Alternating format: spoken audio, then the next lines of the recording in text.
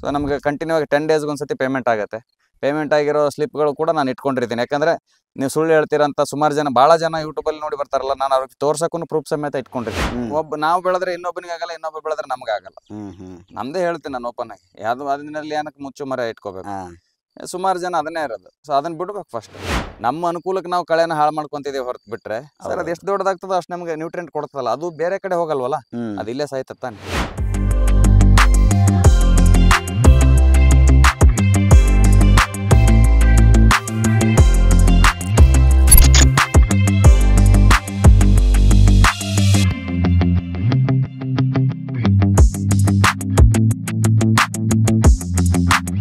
So ಹಂಗಾಗಿ ನಾನು ಎಷ್ಟು ಸಾಧ್ಯ ಆಗ್ತದೋ ಅಷ್ಟು ಬೆಂಗಳೂರು, ಮಂಗಳೂರು, ಗುಜರಾತ್ ಆ ಥರ ಕಳಿಸ್ತಾ. ನೀವೇ ಹೋಗಿ ಬರ್ತೀರಾ ಅಥವಾ? ಇಲ್ಲ ಸರ್, ಟ್ರಾನ್ಸ್ಪೋರ್ಟ್ಗಳಿಗೆ ಹಾಕ್ತೇನೆ.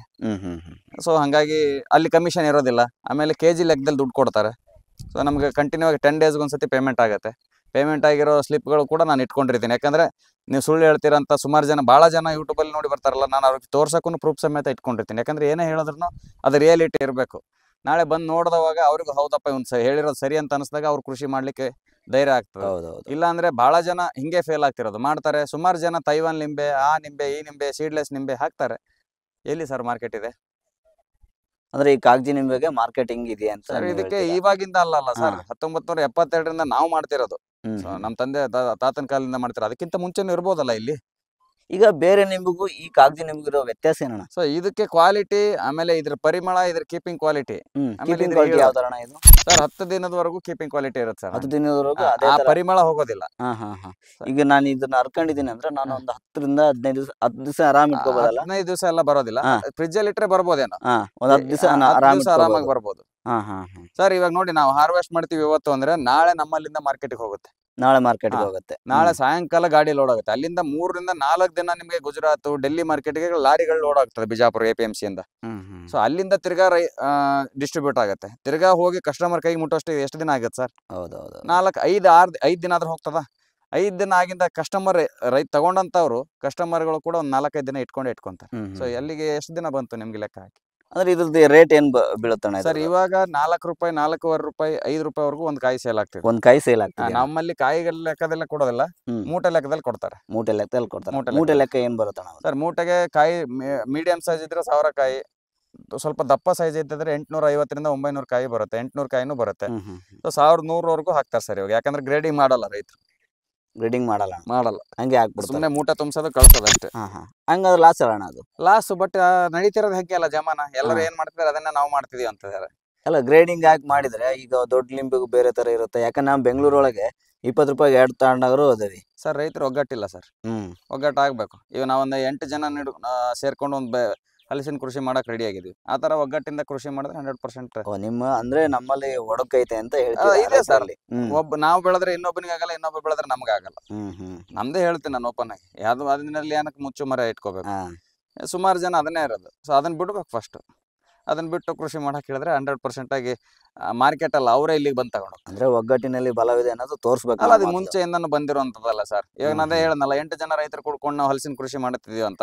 ಸೊ ಮಾಡಕ್ ಶುರು ಮಾಡಿದ್ಮೇಲೆ ಗೊತ್ತಾಗುತ್ತೆ. ಇವಾಗ ಇನ್ನು ಇನಿಷಿಯಲ್ ಸ್ಟೇಜ್ ಅಲ್ಲಿ ಇದೀವಿ, ಗಿಡಗಳನ್ನೆಲ್ಲ ಬುಕ್ ಮಾಡ್ಕೊಂಡಿದೀವಿ. ಸೊ ನಾನು ಎಲ್ಲೇ ಕೃಷಿ ಮಾಡಿದ್ರು ಕರ್ಕೊಂಡು ಹೋಗ್ತೀನಿ ಸರ್ ರೈತರನ್ನ. ನಾನು ಹೊಸದಾಗಿ ಮಾಡ್ತೀನಿ ಅಂತ ನಾನು ನರ್ಸರಿ ಇಟ್ಕೊಂಡಿದ್ದೀನಿ, ನಾನು ಗಿಡಗಳನ್ನ ಮಾರಾಟ ಮಾಡ್ತೀನಿ ಅಂತ ಅದೆಲ್ಲ ಇಲ್ಲ. ಬನ್ನಿ ಜೊತೆಗೆ ಹೋಗೋಣ, ಅದ್ರ ಖರ್ಚು ವೆಚ್ಚಗಳು ಗೊತ್ತಾಗ್ಲಿ, ನೋಡ್ಲಿ. ಎಲ್ಲರೂ ನೋಡಿದ್ಮೇಲೆ ಆಮೇಲೆ ಗಿಡಗಳನ್ನ ಮಾಡೋಣ. ಒಬ್ಬನೇ ಮಾಡೋದ್ರಿಂದ, ನಾನು ಒಬ್ಬನಿಂದ ಇಡೀ ಪ್ರಪಂಚಕ್ಕಲ್ಲ, ಇಡೀ ನನ್ನ ದೇವರಿಬ್ಬರಿಗೆ ತಾಲೂಕಿಗೆ ನಾನು ಗಿಡ ಕೊಡ್ಲಿಕ್ಕಾಗಲ್ಲ ನಾನು ಒಬ್ಬನಿಂದ.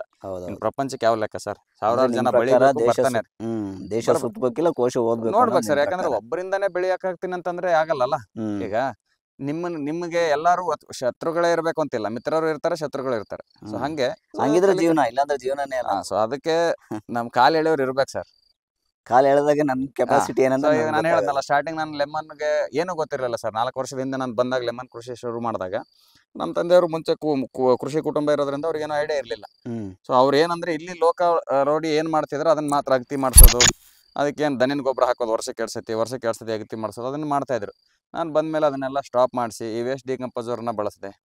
ಆಮೇಲೆ ಗೋಕೃಪಾಮೃತ ಅವನ್ನೆಲ್ಲ ಬಳಸ್ಕೊಂಡು ಕೊನೆಗೆ ಏನು ಬೇಕು ಭೂಮಿಗೆ ಅಂತ ಕೇಳ್ತಾ ಹೋದಾಗ ಅದು ನಮ್ಮ ಜೊತೆ ಮಾತಾಡಬೇಕು. ಸೊ ನಾವು ಗಿಡಗಳ ಜೊತೆ ಸಂಪರ್ಕದಲ್ಲಿದ್ದಾಗ ಆಟೋಮೆಟಿಕ್ ಆಗಿ ಗಿಡ ನಮ್ಗೆ ಏನು ಸಂಪರ್ಕ ಯಾವ ತರ ನಿಮ್ಗೆ ಕೇಳತ್ತೆ ಸರ್ ಅದು. ನೋಡಿ ನನಗೆ ಇದನ್ನ ಬೇಕು ಅಂತ ಈಗ ನಿಮ್ದು ನೋಡಿದ ತಕ್ಷಣ ಬನ್ನಿ ನೀರು ಕುಡೀರಿ ಅಂತ ಹೆಂಗೆ ಹೇಳ್ತೀವಿ ಅದು ನಾನು ಕೇಳುತ್ತೆ. ನೀರು ಬೇಕಪ್ಪ ನನಗೆ ಊಟ ಬೇಕು ಅಂತ ಕೇಳುತ್ತೆ. ಊಟ ಏನಂದ್ರೆ ಇದೇ ಕಸ ಸರ್. ಈ ಕಳೆನೇ ನನಗೆ ಊಟ ಹೋಗಿ ಈ ಕಳೆನ ತೆಗೆದಾಕ್ತೀವಿ. ಸುಮಾರು ಜನ ರೌಂಡ್ ಅಪ್ ಹೊಡಿತಾರೆ. ರೌಂಡ್ ಅಪ್ ಹೊಡೆದ್ರೆ ನನಗೆ ಅದು ಆಗಲ್ಲ ಸರ್, ನನಗೆ ಬರಲ್ಲ. ಈಗ ನೀವು ಚೌಕ, ನಾನು ಇದನ್ನ ಕೇಳೋಣ ಅನ್ಕೊಂಡೆ. ಈಗ ಚೌಕ ಮಾಡ್ಕೊಂಡಿದ್ರೆ ಹಾ. ಚೌಕ ಮಾಡ್ಕೊಳಕ್ಕೂ ರೌಂಡ್ ಮಾಡ್ಕೊಂಡಿರೋ ಏನು ವ್ಯತ್ಯಾಸ ಇರುತ್ತೆ? ಅನುಕೂಲಕ್ಕೆ ತಕ್ಕಂಗೆ ನಮ್ದು ಏನು ಅಂದ್ರೆ ಸರ್, ಪ್ರತಿಯೊಂದು ಗಿಡದ ತುದಿ ಎಲೆ ಎಲ್ಲಿವರೆಗೂ ಬಂದಿರುತ್ತೆ ಅಲ್ಲಿವರೆಗೂ ಬೇರೆ ಇರುತ್ತೆ ತಂತು ಬೇರೆಗಳು. ಸೊ ನಾನು ಹೇಳೋದೇನಂದ್ರೆ, ನೀವು ಒಂದು ಟ್ಯಾಂಕರ್ ನೀರನ್ನ ತಲೆ ಮೇಲೆ ಸುರ್ಕೊಂಡ್ರು ನಿಮಗೆ ಬಾಯಾರಿಕೆ ಹೋಗೋದಿಲ್ಲ. ಅದು ನೀವು ಒಂದು ಗ್ಲಾಸ್ ನೀರು ಬಾಯಿಂದ ಕುಡೀರಿ. ಸೊ ಹಾಗೆ ತಂತು ಬೇರೆ ಮುಖಾಂತರ ಅದಕ್ಕೆ ನೀರು ಹೋದ್ರೇನೆ, ಆಹಾರ ಹೋದ್ರೇನೆ ಅದು ಚೆನ್ನಾಗಿರುತ್ತೆ. ಸೊ ಹಾಗಾಗಿ ಬುಡಕ್ ನೀರು ಬಿಡ್ತಾರೆ ಸುಮಾರು ಜನ. ಬುಡಕ್ ನೀರು ಬಿಡಬೇಡಿ. ಅಂದ್ರೆ ಈಗ ಇಲ್ಲಿ ಹಾ. ಎಲೆ ಬಂದತೆ ಅಂದ್ರೆ ಈಗ ನಮಗೆ ಇಲ್ಲಿರುತ್ತೆ ಅಂತ ಅಲ್ಲಿ ಬೇರೆ ನೀರು ಬೇಕು ಇಲ್ಲಿ ಸರ್. ತನಕ ಕವರ್ ಆಗಿರ್ತವೆ ಅಂತ ಅಲ್ಲಿಗೆ ನೀರು ಬೇಕು ಸರ್. ಅಲ್ಲಿಗೆ ನೀರು ಕೊಟ್ರೆ ನಿಮ್ಗೆ ಅದು ಚೆನ್ನಾಗಿರುತ್ತೆ. ಹಾ, ಬಹಳ ಹಾ. ಜನ ಹೇಳ್ತಾರೆ ಕಳೆದೇ ನಮ್ಮಲ್ಲಿ ಸಮಸ್ಯೆ ಅಂತಾರೆ. ಹ್ಮ್. ನಾವು ತಲೆನೇ ಕೆಡಿಸ್ಕೊಳ್ಳಲ್ಲ ಸರ್. ಇಷ್ಟತ್ರ ಆದ್ರೂ ನಿಮ್ಗೆ ನಮ್ಮ ಅನುಕೂಲಕ್ಕೆ ನಾವು ಕಳೆನ ಹಾಳು ಮಾಡ್ಕೊಂತಿದ್ದೀವಿ ಹೊರತು ಬಿಟ್ರೆ ಸರ್, ಅದು ಹೌದು. ಎಷ್ಟು ದೊಡ್ಡದಾಗ್ತದೋ ಅಷ್ಟು ನಮ್ಗೆ ನ್ಯೂಟ್ರಿಯೆಂಟ್ ಕೊಡ್ತದಲ್ಲ, ಅದು ಬೇರೆ ಕಡೆ ಹೋಗಲ್ವಲ್ಲ, ಅದು ಇಲ್ಲೇ ಸಾಯ್ತಾನೆ. ಮಲ್ಚಿಂಗ್ ಆತರ ಯಾವ ತರ ಮಾಡ್ತೀರಾ? ಮಲ್ಚಿಂಗ್ ಮಲ್ಚಿಂಗ್ ಅಂದ್ರೆ ಸರ್, ಒಂದೊಂದ್ಸತಿ ಇವಾಗ ಈ ವರ್ಷ ಕಬ್ಬು ಎಲ್ಲಿ ಚೆನ್ನಾಗಿ ಬೆಳಿಲಿಲ್ಲ. ಸೊ ಲಾಸ್ಟ್ ಇಯರ್ ಕಬ್ಬು ಬೆಳೆದಿದ್ರು ಒಬ್ರು ಇಲ್ಲಿ ರೈತರು, ಅವರಲ್ಲಿಂದ ಕಬ್ಬಿನ ರೌದಿ ತಂದು ಹಾಕೊಳ್ತೀವಿ. ಅವಾಗ ಕಸನೂ ಹೇಳೋದಿಲ್ಲ, ನೀರು ಕಡಿಮೆ ಬಳಕೆ ಆಗತ್ತೆ, ಆಮೇಲೆ ನಮ್ಗೆ ಗೊಬ್ಬರ ಆಗುತ್ತೆ.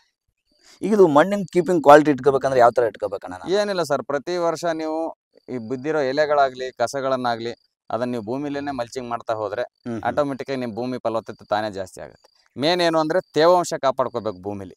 ನೀವು ಭೂಮಿಲಿ ತೇವಾಂಶ ಕಾಪಾಡ್ಕೊಳ್ಳಿಲ್ಲ ಅಂದ್ರೆ ಮಣ್ಣು ಹಾಳಾಗ್ತಾನೆ ಹೋಗುತ್ತೆ ಪ್ರತಿ ವರ್ಷ. ಡೈರೆಕ್ಟ್ ಆಗಿ ಭೂಮಿಗೆ ಬಿಸಿಲು ಬೀಳೋದನ್ನ ತಪ್ಪಿಸ್ಬೇಕು ಸಾಧ್ಯ ಆದಷ್ಟು. ನೋಡಿ, ನೀವು ಬಿಸಿಲು ಬೀಳಬಾರ್ದು. ಏನಕ್ಕೆ ಬಿಸಿಲು ಬೀಳ್ಬೇಕು ಸರ್? ಬೇಕಲ್ಲ ಸರ್, ಮನುಷ್ಯನೇ ತಡಿಯಕ್ಕಾಗ್ತಲ್ಲ ಈ ಟೈಮಲ್ಲಿ.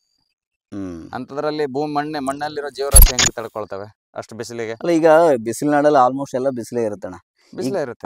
ಈಗ ಅದನ್ನ ನಾನು ಯಾವ ತರ ಕಾಪಾಡ್ಕೋಬೇಕಣ್ಣ? ಈಗ ಸರ್ ಅದನ್ನೇ ಹೇಳೋದಲ್ಲ, ನೋಡಿ, ಭೂಮಿ ತಾಯಿ ಕಾಪಾಡ್ಕೊಳ್ಳೋಕೆ ಅದು ತನ್ನದೇ ಆದಂತ ಸೃಷ್ಟಿ ಮಾಡ್ಕೊಳ್ಳುತ್ತೆ. ನೋಡಿ, ಎಂತ ಬರಗಾಲ ಇದ್ರು ಅಲ್ಲೆಲ್ಲಿ ಕಸಗಳನ್ನ ಎದ್ದೇಳಿಸುತ್ತೆ. ಮನುಷ್ಯಗೆ ಎದ್ದೇಳ್ಸಕ್ ಹೇಳಿ ನೋಡೋಣ. ಎಂತ ಚೆನ್ನಾಗಿರೋ ಬೀಜ ಹಾಕಿದ್ರು ನಾಟೋದಿಲ್ಲ ಕೆಲವೊಂದ್ಸತಿ. ಹೌದು. ಆದ್ರೆ ಭೂಮಿ ತಾಯಿಗೆ ಆ ಶಕ್ತಿ ಇದೆ. ಅದನ್ನ ನಾವು ಕಳಿಬಾರ್ದಂದ್ರೆ ಹಂಗೆ ಉಳಿಸ್ಕೋಬೇಕು. ಎಷ್ಟಾಗುತ್ತೆ ಅಟ್ಲೀಸ್ಟ್ ಬಾರ್ಡರ್ ಅಲ್ಲಿ ಸರ್. ನೀವು ಜಮೀನಲ್ಲಿ ಮಾಡಕ್ಕಾಗಲ್ಲಪ್ಪ, ನಾವು ಬೆಳೆ ಬೆಳಿತೀವಿ, ಚಿಲ್ಲರೆ ಬೆಳೆ ಬೆಳಿತೀವಿ ಅಂತಾರಲ್ಲ, ಅಟ್ಲೀಸ್ಟ್ ನೀವು ಬಾರ್ಡರ್ ಗಿಡ ನೆಡಿ. ಈಗ ಯಾವ ತರ ಗಿಡಗಳು ನೆಟ್ರೆ ನನಗೆ ಒಳ್ಳೇದಣ್ಣ ಬಾರ್ಡರ್ ಅಲ್ಲಿ?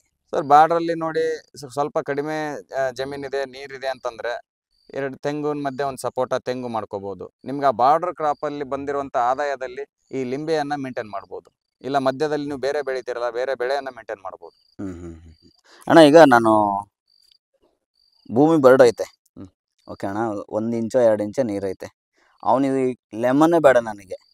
ಬೇರೆ ತರ ನಾನು ಕೃಷಿ ಪದ್ಧತಿಗಳು ಮಾಡ್ಕೋಬೇಕಂದ್ರೆ ಯಾವ ತರದ್ದು ಕೃಷಿ ಪದ್ಧತಿಗಳು ಮಾಡ್ಕೋಬಹುದು? ಈಗ ನಾನು ಅರಳು ಮಣ್ಣು ಅಂತೀನಿ, ಅರಳು ಮಣ್ಣಿಗೆ ಯಾವ ತರ ನಾನು ಸಸಿಗಳನ್ನ ಆಯ್ಕೆ ಮಾಡ್ಕೋಬೇಕಣ್ಣ? ಸರ್, ಆ ತರ ಬ್ಲ್ಯಾಕ್ ಕಟನ್ ಸಾಯಿಲ್ಗೆ ತೆಂಗು ಮಾಡ್ಬೋದು, ನೇರಳೆ ಮಾಡ್ಬೋದು, ಚಿಕ್ಕು ಮಾಡ್ಬೋದು, ಸೀತಾಫಲ ಮಾಡ್ಬೋದು, ಪೇರ್ಲೆ ಮಾಡ್ಬೋದು, ಆಮೇಲೆ ಈ ವುಡ್ ಆಪಲ್ ಮಾಡ್ಬೋದು, ಅಂದ್ರೆ ಬಳುವಲ್ ಹಣ್ಣು ಅಂತೀವಿ ನಮ್ಮ ಕಡೆ, ಆಮೇಲೆ ಇಲಂಚಿಕಾಯಿ, ಈ ತರ ಬೆಳೆಗಳನ್ನ ಮಾಡ್ಬೋದು. ಇದನ್ನ ಬಿಟ್ಟು ಬೇರೆ ಕ್ರಾಪ್ಸ್ಗೆ ಹೋಗ್ತೀನಿ ಅಂದ್ರೆ ದಯವಿಟ್ಟು ಮಾಡಬೇಡಿ, ಲಾಸ್ ಆಗ್ತೀರಿ. ಈ ಮರಳು ಮಿಶ್ರಿತ ಮಣ್ಣು ಬಂದ್ರೆ ಅದ್ರಲ್ಲಿ ನೀವು ಪ್ರಪಂಚದಲ್ಲಿರುವಂತ ಯಾವ್ದು ಬೆಳೆ ಬೇಕಾದ್ರೂ ಮಾಡ್ಬೋದು. ಆದ್ರೆ ಅವರ ವಾತಾವರಣಕ್ಕೆ ಅನುಗುಣವಾಗಿ. ಈಗ ನಮ್ಮಲ್ಲಿ ನಾನು ಎಲ್ಲಾ ತರದನ್ನು ಟ್ರೈ ಮಾಡ್ತಾ ಇದ್ದೀನಿ.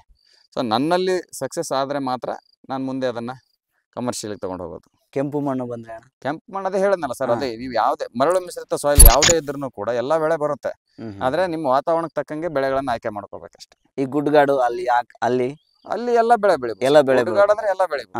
ಆದ್ರೆ ನಮ್ ಬಿಜಾಪುರ ಗುಡ್ಡಗಾಡು ಅಂತಲ್ಲ, ಈ ಕಡೆ ಗುಡ್ಡದ ಪ್ರದೇಶಗಳಿಗೆ ಆಗೋದಿಲ್ಲ. ಮಲೆನಾಡಿನ ಗುಡ್ಡ ಪ್ರದೇಶಗಳೇ ಬೇರೆ, ಕರಾವಳಿ ಗುಡ್ಡ ಪ್ರದೇಶಗಳೇ ಬೇರೆ, ಬಯಲುಸೀಮೆ ಗುಡ್ಡ ಪ್ರದೇಶಗಳೇ ಬೇರೆ. ಈಗ ನಾವು ಬೈಕಲ್ಲಿ ಬರುವಾಗ ನೋಡ್ದಣ, ಅಲ್ಲೆಲ್ಲ ಕಲ್ಲು ಗುಡ್ಡೆ ತರದ್ದು ಅಲ್ಲೆಲ್ಲ ಸೀತಾಫಲಗಳನ್ನ ಮಾಡ್ಬೋದು, ಸೀತಾಫಲ, ನೇರಳೆ ಮಾಡ್ಬೋದು, ಬೇವಿನ ಮರಗಳನ್ನ ಮಾಡ್ಬೋದು. ಆದ್ರೆ ಹಣ್ಣಿನ ಬೆಳೆಗಂತ ಹೋದ್ರೆ ಸೀತಾಫಲ, ನೇರಳೆ ಮಾಡ್ಬೋದು ಸರ್, ಮಾಡ್ಬೋದು. ಯಾಕೆಂದ್ರೆ ಅದೆಲ್ಲ ಒಂದು 4-5 ವರ್ಷದ ನಂತರ ನೀರ್ ಕೇಳದೇ ಇರುವಂತ ಬೆಳೆಗಳು, ಮಳೆ ಆಶ್ರಿತದಲ್ಲಿ ಬರುವಂತದ್ದು. ಸೊ ನಮ್ ಕಾಡಾಗಿನೂ ಪರಿವರ್ತನೆ ಆಗುತ್ತೆ, ಜೊತೆಗೆ ಹಣ್ಣು ಕೂಡ ಕೊಡುತ್ತೆ.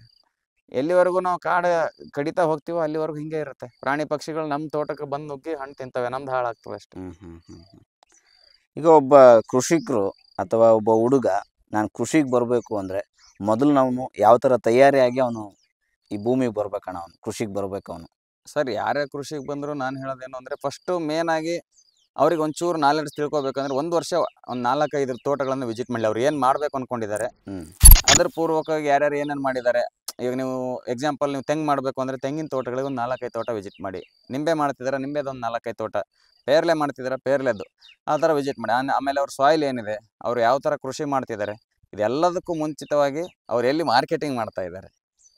ಸುಮಾರು ಜನ ಬಂಡವಾಳ ಹಾಕಕ್ಕೆ ರೆಡಿ ಇರ್ತಾರೆ, ಮಾರ್ಕೆಟಿಂಗ್ ನಾಲೆಡ್ಜ್ ಇರೋದಿಲ್ಲ. ಹೌದೌದು. ಸೊ ಬಂಡವಾಳ ಹಾಕಿ ಹಾಳಾಗಬೇಡಿ ದಯವಿಟ್ಟು. ನಿಮಗೆ ಮಾರ್ಕೆಟಿಂಗ್ ಏನು ಮಾಡ್ಲಿಕ್ಕೆ ಸಾಧ್ಯ ಆಗುತ್ತೆ, ನೀವು ಸ್ವಂತ ಮಾರ್ಕೆಟ್ ಮಾಡಬೇಕು. ಹೇಳ್ತಾರೆ ಅಲ್ಲಿದೆ ಮಾರ್ಕೆಟು ಇಲ್ಲಿದೆ ಮಾರ್ಕೆಟ್ ಅಂತ ಸುಮಾರು ಜನ ಹೇಳ್ತಾರೆ. ಅಷ್ಟು ಲಕ್ಷಕ್ಕೆ ಹೋಗುತ್ತೆ, ಇಷ್ಟು ಲಕ್ಷ ಬರುತ್ತೆ, ಅವೆಲ್ಲ ಇಲ್ಲ. ನೀವು ಸ್ವಂತ ಮಾರ್ಕೆಟ್ ಮಾಡಿದಾಗಲೇ ನಿಮ್ಗೆ ಗೊತ್ತಾಗೋದು ಅನುಭವ. ಸೊ ಅದಾದ್ಮೇಲೆ ಕೈ ಸುಟ್ಕೊಂಡ್ಮೇಲೆ ಮತ್ತೆ ಬೇಡಪ್ಪ ಸವಾಸತ್ತ ಬೆಂಗಳೂರು ಕಡೆ ಜೀವನ ಹೋಗೋದಕ್ಕಿಂತ ಮುಂಚೆ ಅನ್ನೋದು ಬದಲಿಗೆ ಬೇಡ, ಮುಂಚಿತವಾಗಿ ನೀವು ಎಷ್ಟು ಸಾಧ್ಯ ಆಗುತ್ತೋ ಅಷ್ಟು ಟೈಮು ಎಕ್ಸ್ಪೀರಿಯೆನ್ಸು ನೀವು ಓಡಾಡಿ ಆಮೇಲೆ ಕೃಷಿಗೆ ಬನ್ನಿ. ಈ ಸ್ವಂತ ನಾನು ವ್ಯಾಪಾರ ಮಾಡೋದಕ್ಕೂ ಅಥವಾ ಬೇರೆಯವ್ರ ಹತ್ರ ಕೊಟ್ಟು ವ್ಯಾಪಾರ ಮಾಡಿಸೋದಕ್ಕೂ ಏನು ವ್ಯತ್ಯಾಸ ಇರುತ್ತಣ್ಣ? ಸರ್, ಸ್ವಂತ ವ್ಯಾಪಾರ ಮಾಡಿದ್ರೆ ನಿಮಗೆ ಲಾಸ್ ಇರೋದಿಲ್ಲ. ಯಾಕಂದರೆ ಮೀಡಿಯೇಟ್ರ್ ಇರೋದಿಲ್ಲ. ನೀವು ಡೈರೆಕ್ಟಾಗಿ ಮಾರ್ಕೆಟಿಗೆ ತೊಗೊಂಡೋಗಿ ಮಾರಾಟ ಮಾಡ್ತೀರಲ್ಲ, ಸೊ ನಿಮಗೆ ಡೈರೆಕ್ಟಾಗಿ ತಿನ್ನೋರಿಗೆ ಕೊಡ್ತೀರಾ. ಸೊ ಹಂಗಾಗಿ ನಿಮಗೆ ಲಾಸ್ ಅನ್ನೋದು ಬರೋದಿಲ್ಲ ಅಲ್ಲಿ. ಹೇಳದ್ನಲ್ಲ, ನಮ್ಮಲ್ಲಿ 1100 ರೂಪಾಯಿ, 20 ರೂಪಾಯಿ, 25 ರೂಪಾಯಿ ಕೆಜಿ ಲೆಮನ್ ಮಾರ್ಕೆಟಿಂಗ್ ನಡೀತಿರ್ಬೇಕಾದ್ರೆ ನಾನು 70 ರೂಪಾಯಿ ಕೆಜಿ ಕೊಟ್ಟಿದ್ದೀನಿ. 70 ರೂಪಾಯಿ ಕೆಜಿ ಕೊಟ್ಟಿದ್ರಣ್ಣ? 70 ರೂಪಾಯಿ ಕೆಜಿ. ಇಲ್ಲಿ 50-60 ನಡೀತಿರ್ಬೇಕಾದ್ರೂ 70 ರೂಪಾಯಿ ಕೆಜಿನೇ ಕೊಟ್ಟಿದ್ದೀನಿ. ಆಮೇಲೆ ನಂದು ರೆಸಿಡ್ಯೂ ಫ್ರೀ, ಕೆಮಿಕಲ್ ಫ್ರೀ ಹಣ್ಣುಗಳನ್ನು ಕೊಟ್ಟಾಗ ಸ್ವಲ್ಪ ರೇಟ್ ಜಾಸ್ತಿ ಸಿಗುತ್ತೆ. ಸೊ ಅದೇ ಹೇಳದ್ನಲ್ಲ, ನಿಮಗೆ ಯಾವುದೋ ಒಂದು ಕೆಮಿಕಲ್ ಸ್ಪ್ರೇ ಮಾಡಬೇಕು ಅಂದರೆ ಅರ್ಧ ml ಇರ್ತದೆ ಆ್ಯಕ್ಚುಲಿ ರೆಕಮೆಂಡೆಡ್. ಹೌದು. ಅಂಗಡಿಯವರು 2 ml ಹೇಳ್ತಾರೆ, ಒಂದು ತೋಟದವ್ನು ರೈತ ತೊಗೊಂಡೋಗಿ 3 ml ಸ್ಪ್ರೇ ಮಾಡ್ತಾನೆ ಪರ್ ಲೀಟ್ರಿಗೆ. ಹಂಗಾಗಿ ಗಿಡ ಹಾಳಾಗೋಗ್ಬಿಡುತ್ತೆ. ಗಿಡನೂ ಹಾಳಾಗ್ತದೆ. ಅವ್ನ ದುಡ್ಡು ಎಷ್ಟು ಖರ್ಚಾಯ್ತು ಸರ್? 6 ಸತಿ ಸ್ಪ್ರೇ ಮಾಡುವಂಥದ್ದನ್ನು ಒಂದೇ ಸರಿ ಸ್ಪ್ರೇ ಕೊಟ್ಟರೆ ಅದೇ ಅವನಿಗೆ ಲಾಸ್ ಅಲ್ಲ ರೈತನಿಗೆ. ದುಡ್ಡು ಹಾಳಾಗೋದು ಅಲ್ಲಿಂದನೇ ಹಾಳಾಗ್ತಾ ಹೋದರೆ ನಿಮ್ಗೆ ಸ್ಟಾರ್ಟಿಂಗಿಂದ ಎಷ್ಟು ಸಾಧ್ಯ ಆಗುತ್ತೋ ಯಾವುದ್ರಲ್ಲಿ ಉಳಿಸ್ಬೇಕು ಅದರಲ್ಲಿ ಉಳಿಸಿ, ಯಾವುದು ಖರ್ಚು ಮಾಡಬೇಕು ಅದಕ್ಕೆ ಖರ್ಚು ಮಾಡಿ. ಇನ್ನೊಂದು ನಾನು ನೋಡ್ತಾ ಇದ್ದೀನಿ ಅಣ್ಣ, ಆಲ್ಮೋಸ್ಟ್ ಎಲ್ಲ ಬೇರೆಯವರು ತೋಟದಲ್ಲಿ ಈ ಜೇನುಹುಳುಗಳು ಇರಲ್ಲ. ನಾನು ಅಲ್ಲೊಂದು ಇಲ್ಲೊಂದು ಜೇನುಹುಳುಗಳನ್ನು ನೋಡ್ಕೊಂಡೆ. ಜೇನುಹುಳಕ್ಕೂ ಲಿಂಬೆಗೂ ಏನು ಕನೆಕ್ಷನ್ ಅಣ್ಣ? ಅದು ಕನೆಕ್ಷನ್ ಸಂಬಂಧ ಏನದಕ್ಕೆ? ಮೇನ್ ಸರ್, ಜೇನುಹುಳ ಇಲ್ಲ ಅಂದ್ರೆ ಭೂಮಿ ಮೇಲೆ ನಾವು ಬದುಕೋದು 3 ವರ್ಷ. ಯಾಕಣ್ಣ? ಅದಿಲ್ಲ ಅಂದ್ರೆ ನಿಮ್ಗೆ ಯಾವ್ದು ಕಾಯಿಗಳು ಕಚ್ಚೋದೇ ಇಲ್ಲ ಅಲ್ಲ. ಪರಾಗಸ್ಪರ್ಶ ಅನ್ನೋದು ಬೇಕು ಅಂದ್ರೆ ಜೇನುಹುಳ ಬೇಕೇ ಬೇಕು. ಮನುಷ್ಯರಿಂದ ಎಷ್ಟು ಅಂತ ಮಾಡ್ತೀರಾ ನೀವು? ಯಾವ ಕಾಯಿಗೆ ಯಾವ ಹೂವಿಗೆ ಅಂತ ಮಾಡ್ತೀರಾ? ಆಗೋದಿಲ್ಲ. ಸೊ ರೈತನ ಜಮೀನಲ್ಲಿ ಜೇನುಹುಳ ಇಲ್ಲ ಅಂದ್ರೆ ಅವ್ನು ರೈತನೇ ಅಲ್ಲ. ಅಂದ್ರೆ ಜೇನುಹುಳುಗಳು ಇರಬೇಕು ಅಂತೀರ? ಜೇನುಹುಳ ಇರ್ಲಿಲ್ಲ ಅಂದ್ರೆ ಕೃಷಿನೇ ಅಲ್ಲ ಸರ್. ಜೇನುಹುಳ ಇಲ್ಲ ಅಂದ್ರೆ ಕೃಷಿನೇ ಇಲ್ಲ. ಯಾಕಂದ್ರೆ ಇದ್ರ ಬಗ್ಗೆ ಎಲ್ರಿಗೂ ಸ್ವಲ್ಪ ಮಾಹಿತಿ ಕಡಿಮೆ ಅಲ್ಲ ಸರ್. ಇವಾಗ ನೀವು ಎಲ್ಲೇ ಹೋಗಿ, ನಾನು ಇಷ್ಟೆಲ್ಲ ಹಾಕ್ಬಿಟ್ಟಿದ್ದೀನಿ ಅಂದ್ರೆ ಯಾವುದೇ ಹೂವಿಗೆ ತಗೊಂಡ್ರು ನೀರ್ ಬೇಕು ಫಸ್ಟ್. ನೀರಿಲ್ಲ ಅಂದ್ರೆ ಜೇನುಹುಳ ಇರೋದಿಲ್ಲ. ಫಸ್ಟ್ ನೀರು, ಆಮೇಲೆ ನೀರ್ ಬೇಕು. ಅಲ್ಲಿ ನಿಮ್ಗೆ ತೋರಿಸ್ತೀನಿ ನಾನು. ಆಮೇಲೆ ಒಂದು 100-150 ಜೇನುಹುಳುಗಳು ಕಂಟಿನ್ಯೂ ಆಗಿರ್ತವೆ, ನೀರು ಕುಡಿಯಕ್ಕೆ ಬರ್ತವೆ. ಅದು ಸರೌಂಡಿಂಗ್ 2 ಕಿಲೋಮೀಟರ್ ಒಳಗಡೆನೆ ಬರೋದು. ಅದು 2 ಕಿಲೋಮೀಟರ್ ದೂರದಲ್ಲಿ ಏನು ಇರೋದಿಲ್ಲ. ಸೊ ಅದಕ್ಕೆ ಸರಿಯಾದಂಥ ಆಹಾರ ಎಲ್ಲಿ ಸಿಗುತ್ತೋ ಅಲ್ಲೇ ಇರ್ತವೆ. ಆಹಾರ ಸಿಗ್ಬೇಕು ಅಂದ್ರೆ ನಾವು ಎಲ್ಲ ತರದ ಹಣ್ಣು, ಈಗ ನೋಡಿ ನಮ್ಮಲ್ಲಿ 12 ತಿಂಗಳು ಯಾವುದೋ ಒಂದು ಫ್ಲವರ್ ಬರ್ತಾನೆ ಇರುತ್ತೆ. ಯಾವುದೋ ಒಂದು ಹಣ್ಣಿಂದ ಫ್ಲವರ್ ಬರ್ತಾ ಇರ್ಬೇಕಾದ್ರೆ ಜೇನುಹುಳುಗಳು ನೀವು ನೋಡಿದ್ರಲ್ಲ ನಿನ್ನೆ? ನೋಡಿದೀನಿ ಅಣ್ಣ. ಅದನ್ನ ನೆಕ್ಸ್ಟ್ ಜುಲೈಯಲ್ಲಿ ಬಂದು ಮಾಡ್ಕೊಂಡು ಹೋಗ್ತೀನಿ. ಯಾಕಂದ್ರೆ ಈಗ ಅದು ಒಂಥರ ಬರ್ಡ್ ತರ ಕಾಣಿಸುತ್ತೆ ನೋಡೋದ್ರ ಸತ. ಏನ್ ಬರ್ಡ್ ಇಟ್ಕೊಂಡು ಏನೋ ತರನ ಆಗ್ಬಾರ್ದು. ಬಂದಾದ್ಮೇಲೆ ತೋರಿಸಿದ್ರೆ ಹೌದಪ್ಪ ಅಣ್ಣ ಚೆನ್ನಾಗಿ ಮಾಡ್ಕೊಂಡೇನೆ ಅನ್ನೋದು. ಹೌದು, ಅದನ್ನೇ ಹೇಳಿದ್ ನಾನು. ಅದಕ್ಕೇನೆ. ಸೊ ಅದಕ್ಕೆ ಇನ್ನೂ ಅದಕ್ಕೆ ಟೈಮ್ ಇದೆ. ಅದಿನ್ನೊಂದು 2 ವರ್ಷ ಅಥವಾ ಕಾಯ್ಬೇಕು. ಕೆಲವೊಂದು ಗಿಡಗಳೆಲ್ಲ ನಿಮ್ಗೆ ಜುಲೈಯಲ್ಲಿ ಬಂದ್ರೆ ನಿಮ್ಗೆ ಗೊತ್ತಾಗತ್ತೆ ನೋಡಿದ್ರೆ. ಯಾಕಂದ್ರೆ ಮಳೆಗಾಲದಲ್ಲಿ ಹಚ್ಚ ಹಸಿರಿನ ತೋಟನೇ ಬೇರೆ ಇರುತ್ತೆ, ಬೇಸಿಗೆಯಲ್ಲಿ ಯಾಕಂದ್ರೆ ಇದು ಬರಗಾಲದ ಅಂದ್ರೆ ಬಯಲು ಅಲ್ಲ ಸರ್. ಸೊ ಹಂಗಾಗಿ ಮಳೆ ಕಡಿಮೆ ಇರೋದ್ರಿಂದ ಇಲ್ಲಿ 2 ಮಳೆ ಬಿದ್ರೆ ನಿಮ್ಗೆ ಗೊತ್ತಾಗತ್ತೆ, ಇಲ್ಲೂ ಕೂಡ ನಿಮ್ ಗ್ರೀನರಿ ಫುಲ್ ಇರುತ್ತೆ. ನಾನು ಇನ್ನೊಂದು ಅಬ್ಸರ್ವ್ ಮಾಡಿದೆ ನಿಮ್ಮ ಹತ್ರ, ಹಾಬಿ ಚೆನ್ನಾಗಿದೆ. ಬೇರೆ ಕಡೆ ಎಲ್ಲಿ ಹೋಗಿರ್ತೀರಾ ಅಲ್ಲೆಲ್ಲ ಗಿಡಗಳನ್ನ ತಗೊಂಡ್ಬರ್ತೀರಾ, ಗಿಡಗಳನ್ನ ನೆಡ್ತೀರಾ, ಅದ್ರಲ್ಲಿ ನಿಮಗೆ ಓಕೆ ಆದ್ರೆ ಗಿಡಗಳನ್ನ ಕೊಡ್ತೀರಾ. ಈ ಅಭ್ಯಾಸ ಯಾಕೆ ಬಂದಣ್ಣ ನಿಮ್ಗೆ? ಇಲ್ಲ ಸರ್, ನಾನು ಸ್ಟಾರ್ಟಿಂಗ್ ಅಲ್ಲಿ ಒಂದು 70 ವೆರೈಟಿ ಹಣ್ಣಿನ ಗಿಡಗಳನ್ನ ಹಾಕಿ ಫೇಲ್ ಆದೆ. ಸೊ ಯಾಕೆ ಫೇಲ್ ಆದೆ ಅನ್ನೋದಕ್ಕೆ ಒಂದು ಸುಮಾರು 16-17 ರಾಜ್ಯಗಳನ್ನ ತಿರುಗಾಡಿ ಸ್ಟಡಿ ಮಾಡಿ ಕೊನೆಗೆ ನಾನು ಫೇಲ್ ಆದ್ರೆ ನಾನು ಒಬ್ಬನೇ ಫೇಲ್ ಆಗಲಿ, ಎಲ್ಲರೂ ಯಾಕೆ ಫೇಲ್ ಮಾಡ್ಬೇಕು ಅನ್ನೋದೊಂದು ಬಂತು. ಸೊ ಹಂಗಾಗಿ ನನಗೇನು ಅಂದರೆ ಇಲ್ಲಿ ಯಾವ್ದಾಗುತ್ತೋ ಅದನ್ನು ಟ್ರೈ ಮಾಡೋಣ ಫಸ್ಟ್. ನಾನು ಟ್ರೈ ಮಾಡಿ 1 ವರ್ಷ ಅದರ ಬೆಳವಣಿಗೆ ಚೆನ್ನಾಗಬೇಕು, ಒಂದು ಬೇಸಿಗೆ ಕಳಿಬೇಕು. ಯಾಕಂದ್ರೆ ಇಂಥ ಬಿಸಿಲು ಒಂದು ಬೇಸಿಗೆ ಕಳೆ ಚೆನ್ನಾಗಿ ಗಿಡ ಬೆಳೆದ್ರೆ ಸೊ 101% ನಮ್ಮಲ್ಲಿಗೆ ಬರ್ತದೆ. ಅಣ್ಣ ಈಗ ನಾನು 1 ಎಕರೆಗೆ ನಾನು ಎಷ್ಟು ಗಿಡಗಳನ್ನ ನಾಟಿ ಮಾಡ್ಬೋದಣ್ಣ ನಾನು? ಸರ್ ನಾವು ಮುಂಚೆ ಇದೆಲ್ಲ ನಟ್ಟಿರೋದು 20x20 ಅಂದ್ರೆ 1 ಎಕರೆಗೆ 108 ಅಥವಾ 109 ಗಿಡ ಕೂಡುತ್ತೆ ಸರ್. 1 ಎಕರೆ 100 ಅಥವಾ 108 ಅಣ್ಣ? 108 ಅಥವಾ 109 ಗಿಡ ಕೂಡುತ್ತೆ. ನೋಡಿ ಇದು ಗಿಡಗಳ ಹೋಗಿತ್ತು, ಇದು ಯಾವುದೋ ಒಂದು ರೋಗಕ್ಕೆ ತುತ್ತಾಗಿ ಹೋಗಿತ್ತು. ತಿರ್ಗಾ ಅದಕ್ಕೆ ಮತ್ತೊಂದು ಗಿಡನ ತಂದು ಹಾಕಿದ್ವಿ. ಈ ಮತ್ತೊಂದು ಗಿಡ ತಂದು ಹಾಕಿ? ಇದು 2 ವರ್ಷದ ಗಿಡ ಸರ್. ಇದು 2 ವರ್ಷದ ಅಣ್ಣ? ಹೌದು. ಈಗ ನಾನು ಈ ಲಿಂಬೆ ಗಿಡದಿಂದ ನಾನು 1 ಎಕರೆಗೆ 100 ಅಥವಾ 108 ಗಿಡಗಳನ್ನ ಹಾಕಿದ್ದೀನಿ ಅಣ್ಣ. ನಾನು ಏನು ಆದಾಯ ನಿರೀಕ್ಷೆ ಮಾಡ್ಬೋದಣ್ಣ? ಸರ್ ಹೇಳದ್ನಲ್ಲ, 1 ಎಕರೆ ಕಬ್ಬಿಗೆ ಏನ್ ರೈತರು ದುಡ್ಡು ತಗೊಳ್ತಾರೋ ಅದನ್ನ ನಾನು ತಗೊಳ್ತೀನಿ ಅಂತ ಈ ಕೃಷಿಗೆ ಬರಬೇಕು. ಹಾ ಹಾ ಹಾ ಆವಾಗ ನಿಮಗೆ 10 ಲಕ್ಷ ಬಂದರೂ ಕೂಡ ನಿಮ್ಗೆ ಅದು ಖುಷಿ ಇರುತ್ತೆ. ಇಲ್ಲ ಅಂದ್ರೆ ನಿಮ್ಗೆ ಖುಷಿ ಇರೋದಿಲ್ಲ. ಆದ್ರೆ ಹೇಳದ್ನಲ್ಲ 5 ವರ್ಷದ ನಂತರ ನಿಮ್ಗೆ 3 ವರ್ಷಕ್ಕೆ ಶುರು ಆಗತ್ತೆ. ನೋಡಿ ಯಾವಾಗ್ಲೂ ಅಷ್ಟೇ ಲಿಂಬೆಗೆ ನೋಡಿ ಕಾಯಿ ಇದೆಯಲ್ವಾ, ಇಲ್ಲಿ ಮಿಡಿ ಇದೆ. ಹೌದಾ ಹೌದಾ ಸಾವಯವ ಮಾಡೋದ್ರಿಂದ ಇದು ನೋಡಿ ಇದಾದ್ಮೇಲೆ ಬರುತ್ತೆ. ಹೌದಾ, ಈಗ ಇದಕ್ಕಿಂತ ಚಿಕ್ಕದಿದೆ, ಅದಕ್ಕಿಂತ ಚಿಕ್ಕದಿದೆ, ಫ್ಲವರಿಂಗ್ ಆಗ್ತಾ ಇದೆ, ಆಗ್ತಿದೆಯಲ್ವಾ. ಸೊ ಹಂಗೆ ಕಂಟಿನ್ಯೂ ಇರಬೇಕು. ಸ್ವಲ್ಪನೇ ಬರ್ಲಿ, ಅದ್ ನಿಮ್ಗೆ ಗೊತ್ತಾಗೋದಿಲ್ಲ. ಕಾಯಿ ಸೆಟ್ ಆದ್ಮೇಲೆ ಫ್ಲವರಿಂಗ್ ಇದ್ದಾಗ ಮಾತ್ರ ಕಾಣುತ್ತೆ. ಕಾಯಿ ಸಣ್ಣ ಮಿಡಿ ರೋಗ ನಿಮ್ಗೆ ಯಾರಿಗೂ ಐಡಿಯಾ ಸಿಗೋದಿಲ್ಲ. ನಿಮ್ಗೆ ಇದ್ರಲ್ಲಿ ಆರಾಮಾಗಿ ಇವಾಗ ಒಂದ್ 500ರಿಂದ 1000 ಕೀಳ್ಬೋದು. ಬಿಟ್ರೆ 5,000 10,000 ಎಲ್ಲ ಕೀಳ್ಲಿಕ್ಕೆ ಆಗೋದಿಲ್ಲ. ಈಗ ನಾನು ಬೇಸಿಗೆಯಲ್ಲಿ ಎಷ್ಟು ನನಗೆ ಒಂದ್ ಗಿಡದಿಂದ ನಿರೀಕ್ಷೆ ಮಾಡ್ಬೋದಣ್ಣ? ಸರ್ ಬೇಸಿಗೆಲಿ ಅಂತಂದ್ರೆ ಅದು ಹೆಂಗೆ ಅಂದ್ರೆ ಮಳೆಗೆ ಹೆಂಗಾಗುತ್ತೆ, ವಾತಾವರಣ ಹೆಂಗಿರುತ್ತೆ, ಟೆಂಪರೇಚರ್ ಹೆಂಗಿರುತ್ತೆ, ಅದ್ರ ಮೇಲೆ ಹೋಗುತ್ತೆ. ಬಿಟ್ರೆ ನಾವು ಯಾವರೇಜ್ ಇಲ್ಡೆ ಕ್ಯಾಲ್ಕುಲೇಟ್ ಮಾಡಬೇಕು ವರ್ಷಕ್ಕೆ. ಇವಾಗ ಸೆಪ್ಟೆಂಬರ್ ಅಕ್ಟೋಬರ್ ಅಲ್ಲಿ 17% ಫ್ಲವರಿಂಗ್ ಆಗುತ್ತೆ. ಸೊ ಆ ಟೈಮಲ್ಲಿ ನಾವು ಫ್ಲವರಿಂಗ್ ಜಾಸ್ತಿ ಮಾಡ್ಕೊಂಡಾಗ ಜನವರಿ ಫೆಬ್ರವರಿಲಿ ಮತ್ತೆ ಫ್ಲವರಿಂಗ್ ಕಡಿಮೆ ಆಗಬೇಕು. ಜನವರಿ ಫೆಬ್ರವರಿ ಫ್ಲವರಿಂಗ್ ಜಾಸ್ತಿ ಆದ್ರೆ ನಿಮ್ಗೆ ಜೂನ್ ಜುಲೈಲಿ ಕಾಯಿ ಜಾಸ್ತಿ ಬಂದ್ಬಿಡುತ್ತೆ. ಸೊ 5.5ರಿಂದ 6 ತಿಂಗಳು ಬೇಕೇ ಬೇಕು ಕಾಯಿ ಬರೋದಕ್ಕೆ. ಹೂ ಬಿಟ್ಟ ಮೇಲೆ ನಿಮ್ ಕಾಯಿ ಹಾರ್ವೆಸ್ಟಿಂಗ್ ಬರ್ಬೇಕಂದ್ರೆ 5.5ರಿಂದ 6 ತಿಂಗಳು ಬೇಕು. ಈಗ ಲೆಮನ್ಗೆ ಒಳ್ಳೆ ದಿನ ಅಂದ್ರೆ ಯಾವ್ದಣ್ಣ, ಯಾವ ತಿಂಗಳು ಸರ್? ಒಂದ್ ರೇಟ್ ಚೆನ್ನಾಗಿ ಬರ್ಬೇಕು ಅಂದ್ರೆ March April sir. March April. ಮೇಲ್ ಇರ್ತದೆ, ಕಡಿಮೆ ಇರ್ತದೆ. ಯಾಕಂದ್ರೆ ಮ್ಯಾಂಗೋ ಸೀಸನ್ ಶುರು ಆಗತ್ತಲ್ಲ. ಸೊ ಹಂಗಾಗಿ March April sir, February March April. ಆಮೇಲೆ ಆಗಸ್ಟ್ ಸೆಪ್ಟೆಂಬರ್ ಅಲ್ಲೂ ಸ್ವಲ್ಪ ರೇಟ್ ಇರುತ್ತೆ. ಆದ್ರೆ ಈ ವರ್ಷ ಏನು ಅಷ್ಟು ರೇಟ್ ಕಡಿಮೆ ಆಗಿಲ್ಲ ಸರ್. ಸ್ವಂತ ಮಾರ್ಕೆಟ್ ಮಾಡೋರಿಗೆ ಯಾವತ್ತೂ ರೇಟ್ ಕಮ್ಮಿ ಆಗಲ್ಲ. ಸ್ವಂತ ಮಾರ್ಕೆಟ್ ಅಂದ್ರೆ ನಾವು ಇದ್ರಲ್ಲಿ ಏನು ಸ್ವಂತ ಮಾರ್ಕೆಟ್ ನಾವು ಮಾಡ್ಕೊಂಡು ಹೋಗ್ಲೇಬೇಕು. ಯಾವ್ದು ರೇಟ್ ಕಮ್ಮಿ ಆಗಲ್ಲ. ಇವಾಗ ನೋಡಿ, ಈ ಗಿಡಕ್ಕೆ ಇದ್ದಷ್ಟು ಕಾಯಿಗಿಂತ ಜಾಸ್ತಿ ಈ ಗಿಡಕ್ಕಿದೆ. ಹೌದೌದು. ಸೊ ಹಂಗೆ ಹೇಳಿಕ್ ಆಗಲ್ಲ. ನೀವು ಒಂದ್ ಗಿಡ ಕಾಯಿ ಜಾಸ್ತಿ ಆಗಿರೋದ್ ಗಿಡ ತೋರಿಸ್ಬಿಟ್ಟು ನೋಡಿ ನಾವು ಇಷ್ಟು ಬೆಳಿತೀವಿ, ಇಷ್ಟು ಕಾಯಿ ಇದೆ ಅಂತ ಹೇಳೋದಲ್ಲ. ಹೌದೌದು. ಸೊ ಎಲ್ಲಾ ಗಿಡಕ್ಕೂ ನಾವು ಲೆಕ್ಕ ಹಾಕೊಂಡಾಗ ಕಾಯಿ ಅವರೇಜ್ ಬರ್ಬೇಕು. ಬಹಳ ಜನ ಫೇಲ್ ಆಗೋದೇ ಅಲ್ಲಿ.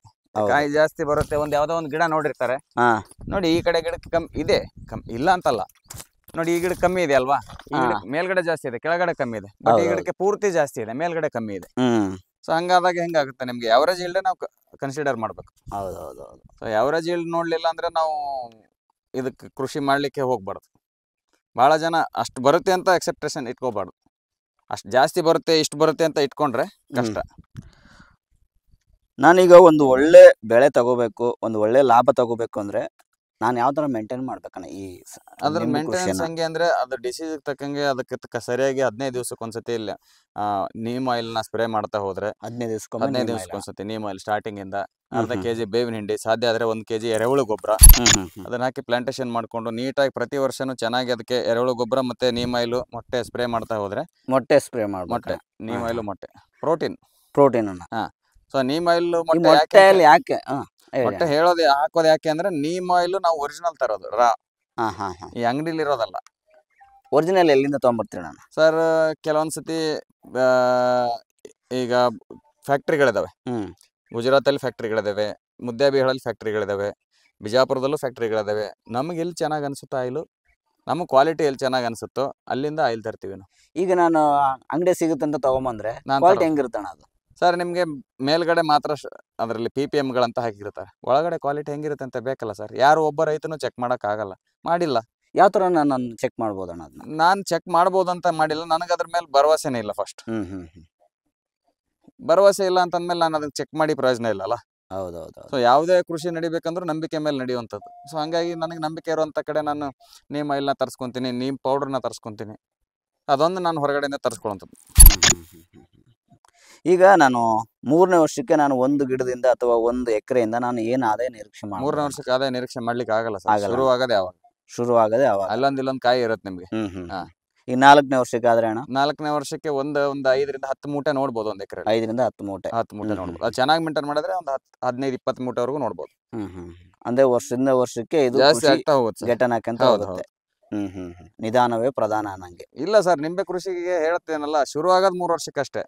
ಬಹಳ ಜನ ಫೇಲ್ ಆಗ್ತಿರೋದೇ ಇಲ್ಲಿ. ವರ್ಷಕ್ಕೆ ಬರುತ್ತೆ, 2 ವರ್ಷಕ್ಕೆ ಬರುತ್ತೆ ಅಂತ ಬಹಳ ಜನ ಕೇಳ್ತಾರೆ. ಇನ್ನೊಂದಣ್ಣ, ಈಗ ಕೆಲವೊಬ್ರು ಹೂ ತೆಗಿಬೇಕು ಅಂತಾರೆ. ಯಾಕೆ ಹೂ ತೆಗಿಬೇಕಣ್ಣ? ಹೂ ತೆಗಿಯೋ ಅವಶ್ಯಕತೆ ಇಲ್ವಲ್ಲ, ಅದು ಗಿಡ ನೋಡಿ. ಈಗ ಕೆಲವೊಬ್ರು ಏನಂತಾರೆ, ಈಗ ಬೇರೆ ಇದಕ್ಕೆ ನಾವು ಹಣ್ಣಿನ ತೋಟಗಳನ್ನ ನೋಡಿದ್ರೆ ಹೂನೆಲ್ಲ ಮೊದ್ಲು ತೆಗಿಬೇಕು, ಆ ತರ ಈ ತರ ಅಂತ ಕೆಲವೊಬ್ರು ಹೇಳ್ತಿರ್ತಾರೆ. ಅದೆಲ್ಲ ಲೇಯರ್ ಗಿಡಗಳು, ಲೇಯರ್ ಗಿಡಗಳು, ಗೂಟಿ ಗಿಡಗಳು ಅಂತಾರೆ ಅದಕ್ಕೆ. ಅದಕ್ಕೆಲ್ಲ ಏನು ಅಂದ್ರೆ ನಿಮ್ಗೆ ಈ ಬ್ರಾಂಚ್ ಇಂದ ಮಾಡಿರ್ತಾರೆ ಅದನ್ನ. ಇಲ್ಲೇ ಗೂಟಿ ಕಟ್ಟಿ ಮಾಡುವಂಥದ್ದು ಅಥವಾ ಕ್ಲೋನಿಂಗ್ ಮೆಥಡ್ ಅಲ್ಲಿ ಕೂಡ ಮಾಡ್ತಾರೆ. ಆದ್ರೆ ಸರ್ ಇವಾಗ ಬೀಜದ ಗಿಡಕ್ಕೆನೆ 3 ಅಡಿ ಕೆಳಗಡೆ ರೂಟ್ ಹೋಗೋದಿಲ್ಲ. ಆಮೇಲೆ ಇದಕ್ಕೆ ಮದರ್ ರೂಟೇ ಇರೋದಿಲ್ಲ. ಮದರ್ ರೂಟ್ ಇರಲ್ಲ ಇದಕ್ಕೆ. ಲೇಯರ್ ಮಾಡಿದ್ರೆ ಎಲ್ಲಿ ಮದರ್ ರೂಟ್ ಇರುತ್ತೆ? ಓಕೆ ಓಕೆ, ಲೇಯರ್ಗೆ ಮದರ್ ರೂಟ್ ಇರೋದಿಲ್ಲ. ಯಾವುದೇ ವೆರೈಟಿ ಲೇಯರ್ ಮಾಡಿದ್ರೆ ಮದರ್ ರೂಟ್. ಈ ನಿಂಬೆ ಬೀಜದ ಗಿಡ ಮದರ್ ರೂಟ್ ಇದ್ರೂ ಕೂಡ 3 ಅಡಿ ಕೆಳಗಡೆ ಹೋಗೋದಿಲ್ಲ. ಇದ್ರ ಬೇರುಗಳೆಲ್ಲ ಮೇಲ್ಗಡೆನೆ ಇರುವಂತದ್ದು. 1 ಅಡಿ 1.5 ಅಡಿ ಮೇಲ್ಗಡೆನೆ ಇರುತ್ತೆ. ಸೊ ನಿಮ್ಗೆ ಮದರ್ ರೂಟ್ ಇದ್ರೇನೆ ಅಷ್ಟು ಗಾಳಿಗೆ ಬೀಳುತ್ತೆ ನಮ್ಮಲ್ಲಿ ಮರಗಳು. ಇನ್ನು ಯೋಚನೆ ಮಾಡಿ ಲೇಯರ್ ಗಿಡಗಳು ಗಾಳಿಗೆ ಹೆಂಗ್ ಬೀಳ್ಬೋದು? ಇನ್ನೊಂದಣ್ಣ ಈಗ ಕೇಳ್ಬೇಕು ಅನ್ಕೊಂಡೆ, ಈಗ ಬೀಜದಕ್ಕೂ ಕಸೆ ಮಾಡಿರುವಂತ ಸಸಿಗಳಿಗೆ ಏನ್ ವ್ಯತ್ಯಾಸ ಇರುತ್ತಣ್ಣ ಈ ಲಿಂಬುದ್ರಲ್ಲಿ? ಸರ್ ಲಿಂಬುದ್ರಲ್ಲಿ ಅಷ್ಟು ವರ್ಷದಿಂದ ನಡ್ಕೊಂಡ್ ಬಂದಿರೋದು ಬೀಜದ ಗಿಡನೇ. ಇವಾಗ ಅದೇ ಕಸಿ ಗಿಡಗಳನ್ನು ಮಾಡ್ತಾ ಇದಾರಲ್ಲ, ಕಸಿ ಗಿಡಗಳನ್ನ ಮಾಡಿ ಅಥವಾ ಲೇಯರ್ ಗಿಡಗಳನ್ನು ಮಾಡಿ ಇನ್ನೂ ಸಕ್ಸಸ್ ಆಗಿಲ್ಲ ಸರ್. ಯಾರು ಮಾಡ್ತಾ ಇದ್ದಾರೆ, ಪ್ರಯತ್ನ ಮಾಡ್ತಾ ಇದ್ದಾರೆ. ಆದ್ರೆ ಸಕ್ಸಸ್ಫುಲ್ ಆಗಿ ಯಾರು ಒಬ್ಬ ಫಾರ್ಮರ್ ಕೂಡ ಇನ್ನೂ ಇವತ್ತಿನವರೆಗೂ ನಾನು ಲಾಭ ತಗೊಂಡಿದ್ದೀನಿ 1 ವರ್ಷಕ್ಕೆ 2 ವರ್ಷಕ್ಕೆ ಅಂತ ಇನ್ನೂ ಇಲ್ಲ. ಬೇಕಲ್ಲ ಸರ್. ಇವಾಗ ಪ್ರಯತ್ನ ನಡೀತಾ ಇದೆ, ಮಾಡ್ತಾ ಇದ್ದಾರೆ. ಸುಮಾರು ಜನ ಪ್ರಯತ್ನಗಳನ್ನು ಮಾಡ್ತಾ ಇದ್ದಾರೆ. ಲೇಯರ್ ಮೇಲೆ, ಲಿಂಬೆದ ಕ್ಲೋನಿಂಗ್ ಮೇಲೆ ಮಾಡ್ತಾ ಇದ್ದಾರೆ. ಬಂದಿರೋದು ಬೇಕಲ್ಲ. ಅದನ್ನ ಶುರು ಮಾಡಿ 4 ವರ್ಷ ಆಯ್ತು. ಇದುವರೆಗೂ ಒಬ್ರು ಅದನ್ನ ಕ್ರಾಪ್ ತೆಗೆದಿರೋದಿಲ್ವಲ್ಲ ಸರ್. ಹೌದೌದು. ನೀವು ಯೂಟ್ಯೂಬರ್ಸ್ ಇದ್ದೀರಾ, ನೋಡಿ ನಿಮ್ಗೆ ಗೊತ್ತಾಗತ್ತೆ. ಯೂಟ್ಯೂಬ್ ಅಲ್ಲಿ ಒಂದಾದ್ರೂ ಕ್ಲೋನಿಂಗ್ ಮೆಥಡ್ ಅಲ್ಲಿ ಮಾಡಿ ಸಕ್ಸಸ್ ಆಗಿಲ್ಲ ಒಬ್ಬ ಫಾರ್ಮರ್ ಇದ್ದಾನಾ? ಇಲ್ಲ ಅಲ್ಲ. ಸೊ ಒಬ್ಬ ಫಾರ್ಮರ್ ಸಕ್ಸಸ್ಫುಲ್ ಆದ್ನ, ಓಕೆ 100% ಅವ್ರು ಮಾಡಿರೋದು ಏನಿದೆಯಲ್ಲ, ಕ್ಲೋನಿಂಗ್ ಮೆಥಡ್ ಮಾಡಿರೋದು ಏನಿದೆಯಲ್ಲ, ಅವ್ರಿಗೆ ರಿಸಲ್ಟ್ ಬಂದಿದೆ. ಸೊ ಹಂಗಾಗಿ ರೈತನಿಗೂ ರಿಸಲ್ಟ್ ಬಂದಿರುತ್ತೆ. ಸೊ ನಾನ್ ಪ್ರಯತ್ನ ಏನ್ ಮಾಡ್ತೀನೋ ಅದು ರೈತನ ಹತ್ರ ಬಂದಿರಬೇಕು. ಪ್ರಯತ್ನಕ್ಕೆ ಫಲ ಸಿಕ್ಕೇ ಸಿಗುತ್ತೆ ಸರ್. ಅದೇ ಹೇಳದ್ನಲ್ಲ, ನಮ್ಗೆ ಅದು 100% ನಾವು ಜೆನ್ಯೂನ್ ಆಗಿ ನೋಡ್ಬೇಕು. 1-2 ಗಿಡ ಬೆಳೆದ್ ನೋಡೋದಲ್ಲ. 1-2 ಗಿಡ ಬೆಳೆದ್ ನೀವು ನೋಡಿ ಬೇಕಿದ್ರೆ. ನಾನು ಹೇಳೋದು ಕಮರ್ಷಿಯಲ್ ಆಗಿ ಮಾಡುವಂತ ವೆರೈಟಿಗಳನ್ನ ನಾವು ಕಮರ್ಷಿಯಲ್ ಆಗಿ ಒಂದು 50-100 ಗಿಡ ಹಾಕಿನೇ ನೋಡ್ಬೇಕು. ಈಗ ನಿಂಬು ಕೃಷಿ ಬರ್ಬೇಕನ್ನೋರಿಗೆ ನಿಮ್ದೊಂದು ಒಳ್ಳೆ ಮಾತು ಏನಣ್ಣ, ಕಿವಿ ಮಾತು ಏನು? ಬನ್ನಿ ಸರ್, ಯಾರು ಬೇಕಾದ್ರೂ ಲಿಂಬೆ ಕೃಷಿ ಬನ್ನಿ. ಯಾವಾಗ ಬೇಕಾದ್ರೂ ನಮ್ಮ ತೋಟಕ್ಕೆ ವಿಸಿಟ್ ಮಾಡ್ಬೋದು. ಯಾವಾಗ ಬೇಕಾದ್ರೂ ಕಾಲ್ ಮಾಡ್ಬೋದು. ನಿಮ್ಗೆ ಅದ್ರ ಬಗ್ಗೆ ಇನ್ಫಾರ್ಮೇಶನ್ ಕೇಳ್ಬೋದು. ಗಿಡ ನೀವು ಎಲ್ಲಿ ಬೇಕಾದ್ರೂ ತಗೊಳ್ಳಿ, ನಿಮ್ಗೆ ನಿಯರ್ ಆಗೋ ಕಡೆ ಒಳ್ಳೆ ಜೆನ್ಯೂನ್ ಇರೋ ಗಿಡ ತಗೊಂಡು ಹಾಕಿ. ಅದ್ರ ಬಗ್ಗೆ ಇನ್ಫಾರ್ಮೇಶನ್ ನಾನಿದ್ದೀನಿ. ನಿಮ್ಗೆ ಅಷ್ಟಕ್ಕೂ ನನಗಿಂತ ಡಿಪಾರ್ಟ್ಮೆಂಟ್ ಬೇಕು ಅಂದರೆ ಬೆಂಗಳೂರಲ್ಲಿ IIHR ಅಂತಿದೆ. ಅದು ಬಿಟ್ಟರೆ ಸೆಂಟ್ರಲ್ ಫಾರ್ಮು ನಾಗ್ಪುರದಲ್ಲಿದೆ, CCRI NRCC. ಸೊ ಅಲ್ಲಿನೂ ಕೂಡ ನೀವು ಮಾಹಿತಿಗಳನ್ನು ತಗೋಬೋದು. ನಿಮ್ಮ ಹೆಸರನ್ನು ನೋಡ್ಕೊಂಬರೋಣ. ಬನ್ನಿ. ಇದು ಥೈಲ್ಯಾಂಡ್ ದೇಶದ ಕರಿಬೇವು. ಎಲೆ ಇಷ್ಟೇ ಬರೋದು. ಇದು ಎಲೆ ಇಷ್ಟೇ ಅಣ್ಣ ಬರೋದು? ಕರಿಬೇವು ಅಣ್ಣ ಇದು? ಹೌದು, ಥೈಲ್ಯಾಂಡ್ ದೇಶದ ಕರಿಬೇವು. ಇಷ್ಟೇ ಎಲೆ ಬರೋದು ನಿಮ್ಗೆ. ಇದು ಬಾಳೆ ಬಂದು ನಿಮ್ಗೆ ವಿಶೇಷ ಜಪಾನ್ ದೇಶದ್ದು. ಜಪಾನ್ ದೇಶದ ಅಣ್ಣ ಇದು? ಹೌದು. ಸಿಪ್ಪೆ ಸಮೇತ ತಿನ್ನುವಂತ ಬಾಳೆ ಇದು. ನಾನು ಈ ವರ್ಷ ಹೇಳಿದ್ನಲ್ಲ, ನಾನು ಟ್ರಯಲ್ ಮಾಡಿದಂತ ಹಲಸಿನಲ್ಲಿ ಈ ವರ್ಷ ನಾನು ಕಮರ್ಷಿಯಲ್ ಆಗಿ ಒಂದು 8 ಜನ ರೈತರು ಕೂಡಿ ಮಾಡಕ್ ಹೊರಟಿರುವಂತ ಹಲಸಿನ ಯಾವ ಹಲಸು ಅಣ್ಣ ಇದು?